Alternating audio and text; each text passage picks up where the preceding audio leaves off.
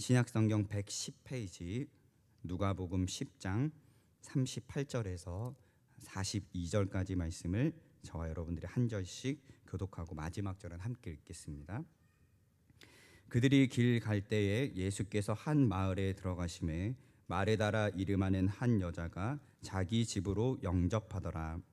그에게 마리아라 하는 동생이 있어 주의 발치에 앉아 그의 말씀을 듣더니 마레다는 준비하는 일이 많아 마음이 분주한지라 예수께 나아가 이르되 주여 내 동생이 나 혼자 일하게 두는 것을 생각하지 아니하시나이까. 그를 명하사 나를 도와주라 하소서. 주께서 대답하여 이르시되 마르다야 마르다야 내가 많은 일로 염려하고 근심하나. 함께 읽겠습니다. 몇 가지만 하든지 혹은 한 가지만이라도 족하니라. 마리아는 이 좋은 편을 택하였으니 빼앗기지 아니하리라 하시니라. 아멘. 잠시 말씀을 위해서 기도하겠습니다. 살아계셔서 역사하시는 하나님 아버지, 오늘 이 시간 사순절을 보내고 있는 이 절기 때 하나님, 우리가 하나님을 예배하기 위해서 다시 한 번 더 이 오후 예배 시간에 모였습니다. 하나님, 우리가 주의 말씀을 통해서 하나님의 살아계심을 경험하고 주의 말씀을 통해서 하나님의 음성을 듣고 주의 말씀을 통해서 믿음으로 결단하며 또한 그렇게 살아가기를 원합니다.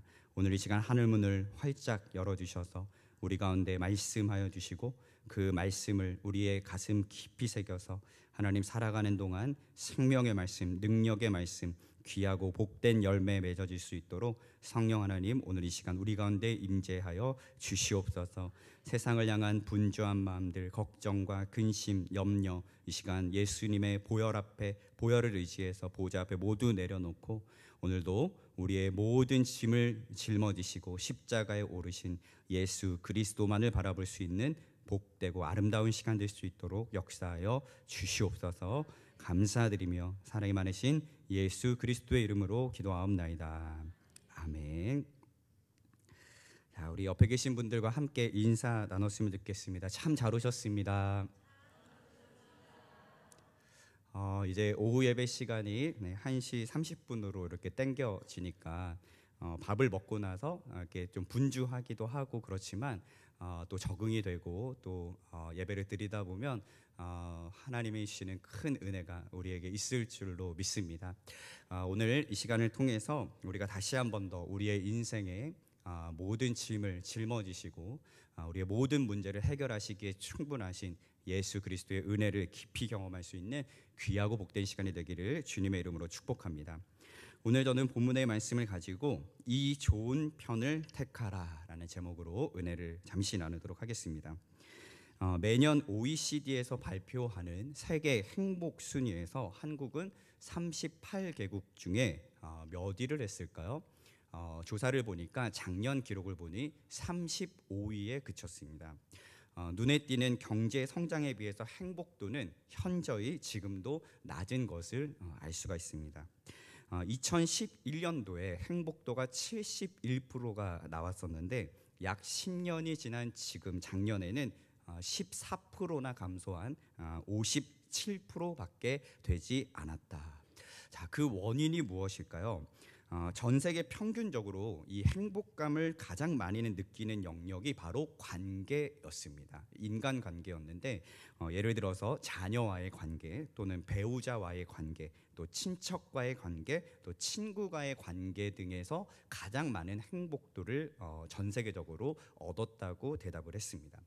우리 한국도 마찬가지로 자녀 또는 배우자 이런 관계에서 높은 만족도가 있었지만 반면에 어디에서 가장 낮은 만족도를 기록했느냐, 바로 경제 상황 부분에서 가장 행복도를 낮게 대답을 했다는 겁니다.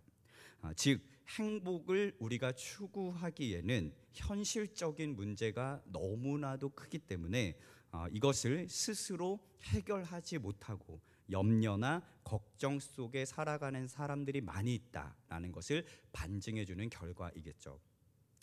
그만큼 저와 여러분들이 살아가고 있는 이 현실 세계는 너무나도 냉혹하고 그리고 혹독해서 내가 뜻하는 대로 순탄하게 흘러가질 않고 그로 인해서 무거운 스트레스와 염려 속에 살아갈 수밖에 없는 것이 저와 여러분들의 인생입니다. 그래서 우리가 삶을 살아가다 보면 염려와 근심을 끊고 살아가고 싶지만 참 끊기 어려운 게 이 염려, 근심, 걱정이거든요. 믿음으로 아무리 살아보려고 해도 내가 해결할 수 없는 문제 앞에서는 여지없이 무너지는 게 우리의 믿음입니다. 자, 그중에 가장 큰 염려와 걱정은 앞서 우리가 조사에서도 봤듯이 의식주에 관한 문제일 겁니다. 무엇을 입을까? 무엇을 먹을까? 어디에 거주할까에 관한 문제는 아마도 우리가 죽을 때까지 부딪혀야 할 아주 중요한 현실입니다. 자, 이 외에도 우리 자녀에 대한 염려, 그리고 관계에 대한 염려, 건강에 대한 염려 등 우리의 마음을 여러 조각으로 나누어 버리는 현실적인 문제가 참 많이 있습니다. 오늘 본문에 나오는 마르다도 비슷한 상황을 겪게 되었는데요. 하루는 예수님께서 마르다의 집을 방문하셨어요. 이미 예수님은 마르다의 오라비였던 나사로의 가정과 깊은 친분이 있으셨기 때문에 마르다는 예수님과 제자들을 아주 기쁜 마음으로 영접했을 것입니다. 그래서 아주 분주하게 움직이기 시작했는데 그렇게도 얄밉게도 동생 마리아는 예수님의 발 아래에 앉아서 말씀을 듣는 것에 더 열심을 내었다고 기록이 되어 있습니다.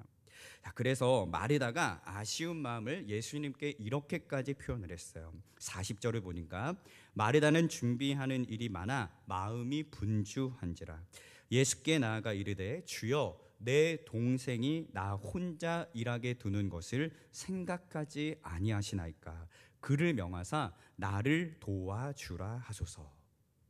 자, 이 원망과 불평은 상식적으로 보면 너무나 당연해 보이기조차 합니다. 왜냐하면 당시 이 중동 지방에서는 손님 접대가 아주 큰 최대의 관심사였거든요.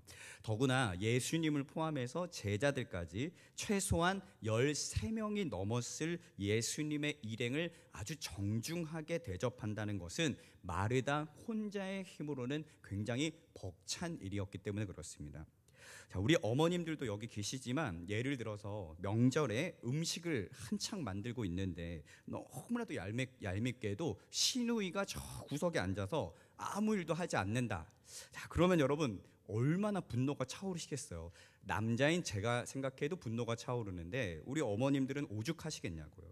야, 진짜 할 수만 있다면 시누이만 아니라면 진짜 한 대 쥐어받고 싶을 만큼 꼴도 보기도 싫을 겁니다. 자, 이게 반복되다 보면 명절을 맞이하는 게 기쁨이 아니라 그야말로 염려와 근심 그 자체가 되어버리거든요. 시누이는 꼴도 보기 싫은 거예요. 여러분 마르다의 마음도 오죽했을까요? 마리아가 이 언니면은 그래도 좀 이해를 할 수 있습니다. 그런데 저 새파랗게 어린 동생이 세상 물정 모르고 죽치고 앉아가지고 똘망똘망한 눈으로 예수님을 바라보고 앉아 있으니 여러분 이 언니 마르다의 입장에서는 얼마나 속이 불구불구거리고 분노가 차올랐겠어요. 누가 봐도 마르다가 옳은 일을 한 것처럼 보이고 마리아는 너무나 어리숙한 모습으로 비춰질 수밖에 없을 거예요. 하지만 참 이상하게도 예수님은 그런 마르다를 아주 다정한 음성으로 오히려 타이르시면서 이렇게 말씀하셨습니다. 41절 42절 주께서 대답하여 이르시되 마르다야 마르다야 내가 많은 일로 염려하고 근심하나 몇 가지만 하든지 혹은 한 가지만이라도 족하니라. 마리아는 이 좋은 편을 택하였으니 빼앗기지 아니하리라 하시니라. 여러분 마르다 입장에서는 예수님에게 참 섭섭했을 것 같아요. 아무리 그래도 그렇지 어떻게 저렇게 말씀하실 수 있을까? 만약 저였으면 너무 속상하고 너무 분이 가득해서 접대고 뭐고 화내면서 그 자리를 아마 벗어나지 않았을까 싶습니다. 여러분 예수님도 마르다의 그 속상한 마음을 알고 계셨어요. 그럼에도 마르다야 마르다야 라고 2번이나 부르시면서 아주 냉정하게 말씀하셨거든요. 자, 여러분 성경에서 가장 중요하게 다루는 영역 중에 하나가 바로 이 마음입니다. 그래서 모세도 이스라엘 백성들을 향해서 목을 곧게 하지 말고 마음의 할례를 행하라라고 명령했거든요.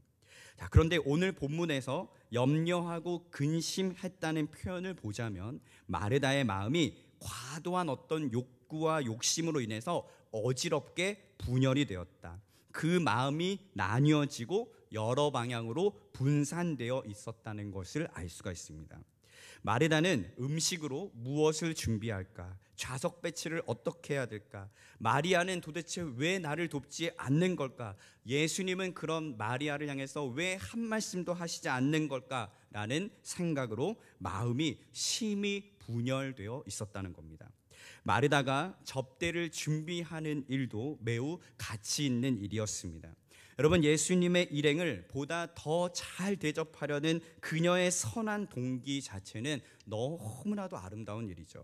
하지만 문제는 그녀가 그 일로 인해서 예수님을 집중하고 바라본 것이 아니라 예수님을 놓치고 있었다는 게 문제입니다. 그리고 그 일로 인해서 염려하고 근심했다는 게 더 문제인 거죠. 뭐예요? 다른 일에 분주해서 더 중요한 본질을 놓쳐버린 거예요.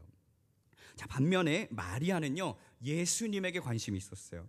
그 입에서 흘러나오는 생명의 말씀 하나하나 한마디 한마디를 주목하면서 나의 영혼의 소망 되신 예수 그리스도를 사모하고 사랑했다는 것이 아주 중요한 포인트입니다. 여러분, 이에 대해서 예수님이 뭐라고 말씀하셨죠? 자, 본문 42절을 보니까 이렇게 말씀하셨죠. 몇 가지만 하든지 혹은 한 가지만이라도 족하니라. 마리아는 이 좋은 편을 택하였으니 빼앗기지 아니하리라 하시니라. 여러분, 이 말씀은요, 실상 우리에게 필요한 것은 한 가지뿐이다라고 해석할 수 있습니다. 그러니까 예수님과 우리가 관계를 맺을 때 다른 것들이 필요한 게 아니라 실상 필요한 것은 한 가지라는 거예요. 그게 뭐예요? 마리아가 선택했던 말씀을 듣는 것의 중요성을 더욱 강조하는 표현이에요. 여러분, 즉 선택의 문제라는 겁니다. 왜 선택의 문제인가? 이 본문을 원문으로 보면요, 마리아가 어떤 외부적인 힘에 의해서 이것을 선택했다라고 되어 있지 않고요, 오히려 이 마리아가 스스로 이 일을 선택했다고 나와 있습니다.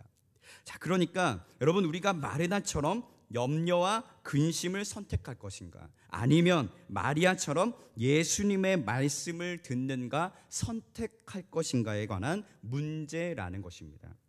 다시 말하면 육적인 일을 선택할 것인가, 영적인 일을 선택할 것인가, 또는 율법을 선택할 것인가, 복음을 선택할 것인가에 대한 예수님의 평가를 아주 명확히 보여주고 있는 본문이 오늘 본문이라는 거예요.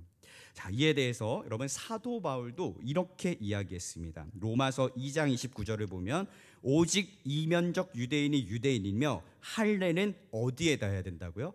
마음에 할지니 영에 있고 율법 조문에 있지 아니한지라. 또 고린도전서 7장 19절을 보니까 이렇게 이야기했어요. 할례 받는 것도 아무것도 아니요 할례 받지 아니하는 것도 아무것도 아니로되 오직 하나님의 계명을 지킬 따름이니라. 여러분, 그러니까 우리가 육적인 일, 어떤 율적인 일, 율법적인 일에 관해서는 중요하지 않다는 거예요. 물론 그것이 중요하지 않다는 게 아니라 더 중요하고 가치 있는 일이 뭐냐? 하나님의 계명을 지키는 게 더 중요하다는 겁니다.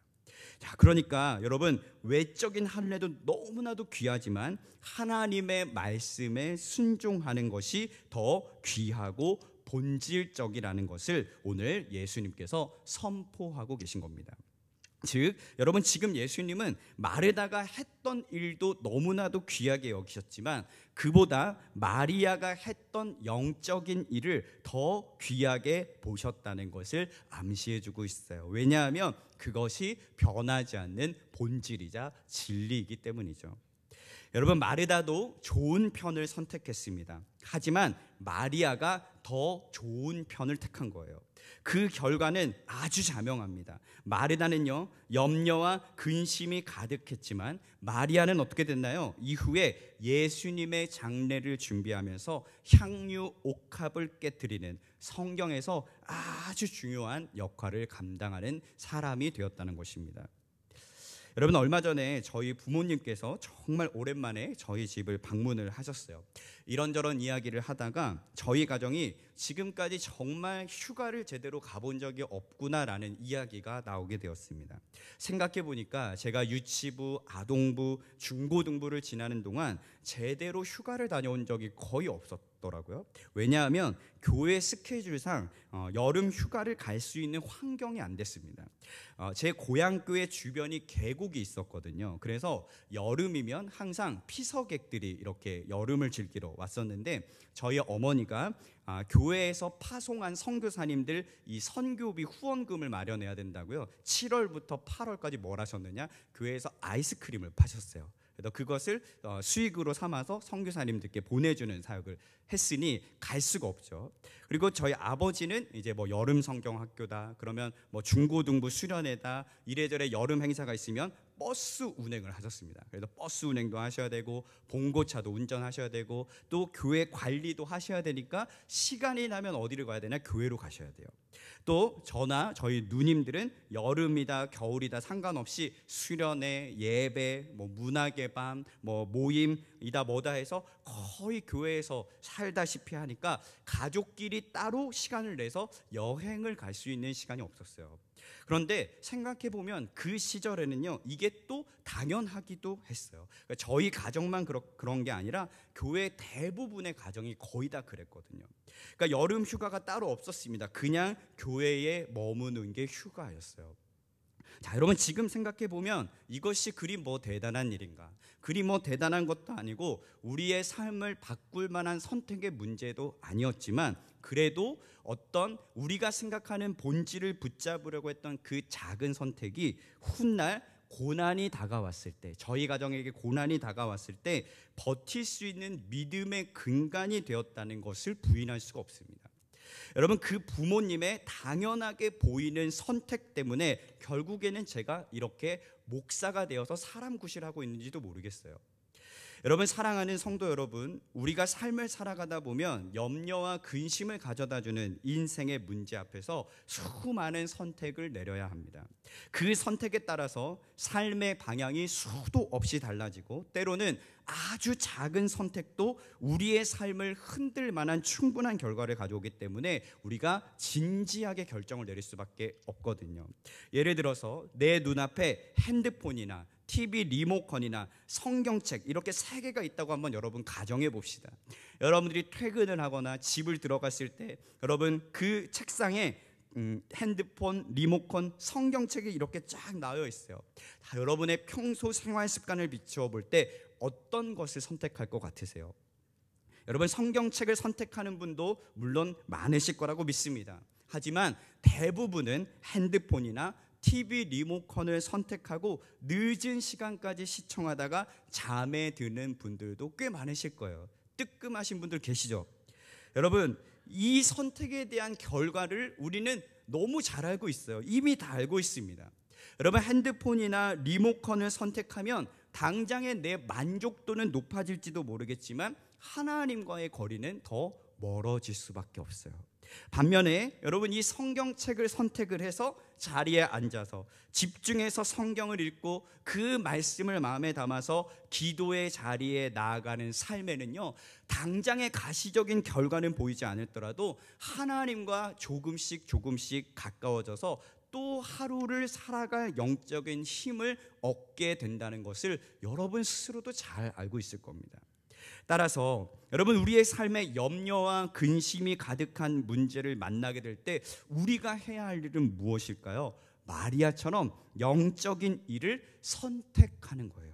그래야 그 문제를 뛰어넘어서 하나님의 일하심을 온전히 경험할 수 있다는 것을 여러분 오늘 본문을 통해서 꼭 기억하셔야 됩니다.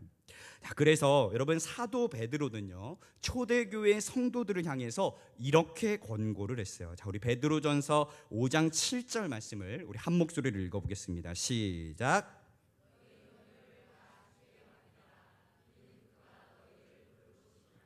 아멘. 자, 여러분, 이 말씀이 쓰여질 당시의 상황은 너무나 암담했습니다. 왜냐하면 당시 로마의 황제였던 네로가 정치적인 결속을 위해서 로마에서 일어났던 대화재 사건을 우리처럼 그리스도인들에게 고의적인 방화를 그리스도인들이 행했다고 누명을 덮어씌우면서 정말 그때부터 피비린내 나는 학살을 시작했거든요. 그러니까 당시 그리스도인들은 매일매일 죽음의 위기 속에서 엄청난 염려와 근심 속에 살아갈 수밖에 없었고, 끝까지 믿음을 지키느냐 지키지 못하느냐의 선택의 문제 앞에 서 있었습니다.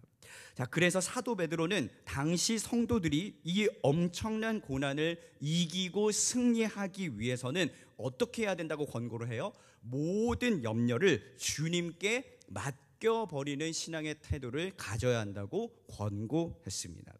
자, 여러분, 여기에서 맡겨버린다는 표현이 너무 중요한데, 여러분, 이것을 원문으로 보면 어디 위에 던져놓다라는 뜻입니다.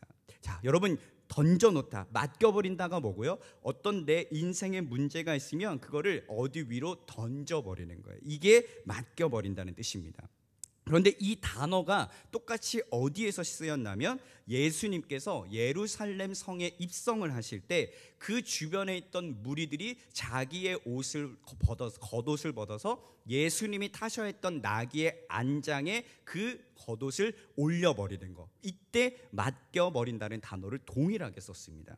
자, 그러니까 무슨 말이냐면, 우리 인생의 무거운 짐으로 표현되는 이 겉옷, 자신들의 겉옷을 나귀의 안장 위에 이렇게 던져버리면 예수님이 그곳에 앉게 되시잖아요. 예수님이 그곳에 좌정하셔서 그 문제를 다스리시고 통치하신다는 것을 비유적으로 보여주는 사건이 바로 나귀의 옷을 얻는 사건입니다. 여러분, 우리가 이처럼 우리의 모든 염려를 주님께 던져버릴 수 있는 근거는 무엇인가? 그 뒤에 보니까 이렇게 말씀했어요. 이는 그가 너희를 돌보심이라.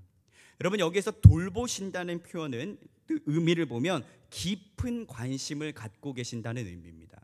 자, 그러니까 무슨 말이에요? 하나님께서 저와 여러분들의 삶에 깊은 관심을 가지고 있기 때문에 그것을 근거로 삼아서 우리의 모든 염려를 주님께 맡겨버릴 수 있다는 겁니다. 여러분, 우리 부모님들도 계시지만 저도 아이들을 키우다 보면 가끔씩 아이들에게 이런 질문을 받습니다. 아빠는 나를 얼만큼 사랑해? 라고 꼭 물어봐요. 자, 그런데 정기적으로 주기적으로 이런 질문을 받을 때마다 참 난감합니다. 제가 아이들을 당연히 사랑하기는 하는데 그 사랑을 언어로 어떻게 표현해야 할지 너무 어렵다는 생각을 많이 해요. 그래서 제가 한참을 고민하다가 이렇게 아이에게 대답을 했어요. 아빠는 너가 지금 씹고 있는 음식을 줘도 나는 다 먹을 수 있어 라고 이야기를 했어요.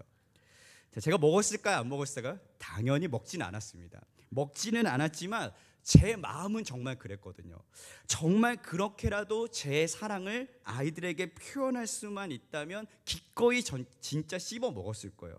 그 더러움조차 사랑할 수 있을 만큼 제 아이들을 제가 너무 사랑하는 거죠. 자, 여러분, 관심이 있다는 건 이런 것 같아요. 염려와 근심은 영적으로 보면 더러움일지도 모릅니다. 더러우면 악취가 나는 것처럼 원망과 불평의 악취로 이어지게 되니까 하나님의 입장에서 보면 자녀와의 관계를 무너뜨리는 영적인 더러움이죠. 마르다처럼요. 그런데 하나님은요, 어떻게 하신다고 말씀하셨어요? 그 더러움조차 사랑하신대요.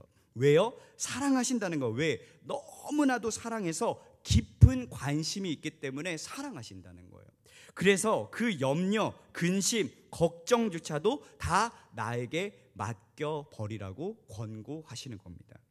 여러분, 이미 독생자 예수님께서 우리를 위해서 십자가를 지시고 보배로운 피를 흘리셨기 때문에 그 염려와 근심의 속박 속에서 우리는 더 이상 애쓰며 살아갈 필요가 없다는 것입니다. 여러분, 하나님의 은혜죠. 전적인 하나님의 사랑입니다. 그 사랑은 변함이 없고 지금도 저와 여러분들에게 쏟아부어지고 있으며 우리가 살아가는 동안 영원히 계속될 것을 믿고 살아가는 것이 저와 여러분들에게 주어진 사명이라는 거예요. 여러분, 이 은혜와 사랑이 변함이 없다면 우리가 해야 할 일은 무엇이죠? 오늘 본문의 마리아처럼 어떻게 해야 되는 거예요? 예수님의 발 앞에 앉는 거예요. 여러분, 그리고 생명 대신 예수님의 말씀을 듣는 거예요. 또 예수님이 타셨던 나귀 위에 겉옷을 펴서 안장을 만들었던 백성들은 소리 높여 다윗의 자손 예수님을 찬송했습니다. 그러니까 무슨 말이에요? 우리가 예수님께 모든 문제를 맡겨버리고 아무런 대책 없이 살아가라는 것이 아니라 그 음성을 듣기 위해서 예수님의 발치에 겸손하게 앉아야 한다는 것입니다. 그 예수님을 우러러보고 찬송하면서 예배하는 삶을 살아야 한다는 거예요. 이것이 이 좋은 편을 택하는 저와 여러분의 삶이 되어야 하고, 이런 몸부림이 있어야 염려와 근심이 오히려 능력이 되는 역설의 은혜를 경험할 수 있을 줄로 믿습니다. 여러분, 그래서 이 예배의 자리가 그래서 귀한 거죠. 순간순간 우리가 누리는 하나님과의 친밀한 사귐이 그래서 너무나 소중한 겁니다. 이 훈련이 잘 되어 있는 삶은 어떤 문제를 만나더라도 견딜 수 있는 힘을 얻게 된다는 거예요. 여러분, 이 선택의 문제를 귀감 삼을 수 있는 성경의 인물이 또 누가 있을까 생각해 봤을 때 저는 바울과 실라가 떠올랐습니다.